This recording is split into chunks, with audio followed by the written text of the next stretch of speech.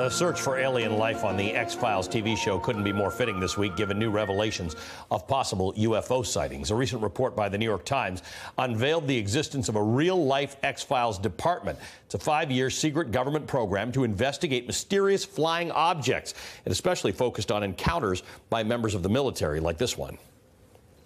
My gosh.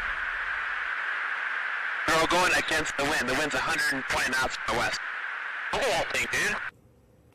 We're going to talk about that in a second. The man who ran that secret program now says the existence of UFOs have been proved beyond reasonable doubt. He joins me now, Luis Elizondo. Thank you for joining us.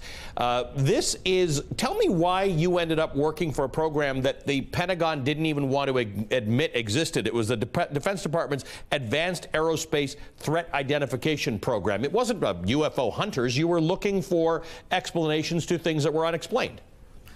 Yes, that's correct, Mr. Velshi. We basically were brought into the program initially to identify and try to figure out some of these phenomena that were flying around our military aircraft and our locations, and basically try to collect enough data where we could make some positive analysis and identify what these things were.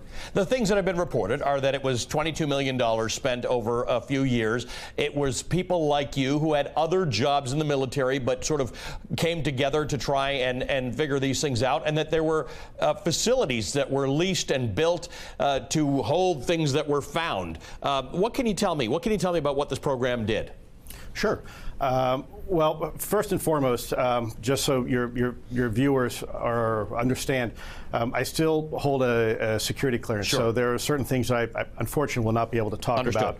And because I'm no longer employed with the U.S. government, you're going to have to bring up some of these questions with the U.S. government directly. But I can tell you from our perspective, since 2008, we collected a lot of information. Frankly, it wasn't just eyewitness testimony. It also included signature data from radar, video as well. It also included other eyewitness testimony from radar operators that were on scene, air traffic controllers. And so basically we put all this information together to try to identify, if we could, a signature, basically something that gave us a common picture of what we were looking at. And in many cases, we weren't able to find what that was. So it didn't match any signature of an aircraft or a drone or a missile or anything else from a DoD or Department of Defense perspective that we would normally be looking for. I want to ask my control room to put that video up again of the F-18s off of San Diego that had intercepted something that they say looked like a Tic Tac, a big flying Tic Tac. Part of what you learned is that there were things out there, and sometimes there's no logical explanation, but that had great velocity. They operated at great speed, unusual shapes, no obvious method of propulsion, no obvious method for lift, even though things would just hover there as if they were a helicopter. Now, it doesn't mean it's alien, but it means that it's unexplained, right?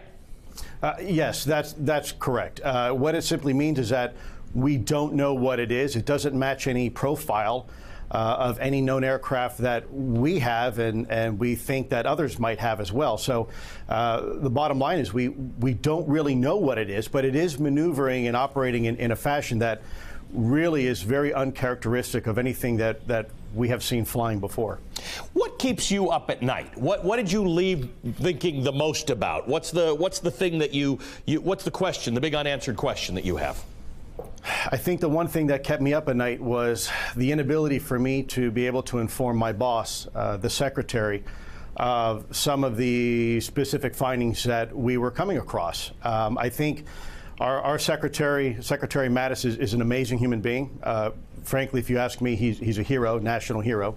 And I've served some time with him before in combat theater. So I know the kind of man he is, and I think he is a man who rather have more information, not less. And the bureaucracy in the Department of Defense really limited our ability to keep leadership informed of what we were seeing. You're a military man. You didn't go into this with preconceived notions. Do you believe that aliens have been to Earth, or that some of these things we've seen are non-Earth, they're aliens? Well, for precisely that reason, we tried to keep all speculation out of the calculus of what we were looking at. The two principal things that we were trying to identify is, one, what is it, and two, how does it work?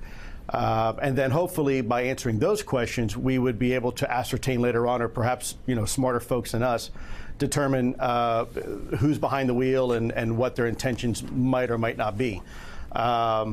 I read one article where it said it's as if you gave it's as if somebody were to give Leonardo da Vinci a garage remote door opener, and he'd have to reverse engineer what is this plastic, what does it do. He wouldn't know anything about it, but you'd have to figure it out from what you had. That's correct, but I'll tell you too. I think in the defense of the program, we actually have some very interesting, I believe, and some very nuanced observations that are now for the first time allowing us to have a better collective understanding of just how it works. So the big question of what it is, well, we're not quite there yet, but I think we're a lot closer now to how it works, some of the advanced physics, than we were just even 2 years ago. I think we have some very interesting conclusions where before maybe we were trying to identify 5 separate exotic technologies to explain what we were doing.